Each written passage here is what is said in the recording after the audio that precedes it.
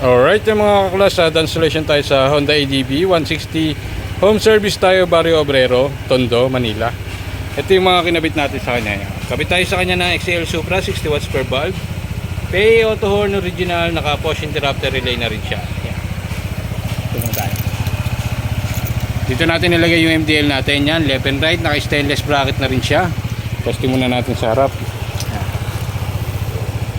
Ito yung switching nung sa high and low ng mini driving lights natin. Low beam natin white, yan, gitna pa tayo, taas high beam, yellow, kabit tayo sa kanya ng passing button. Yan.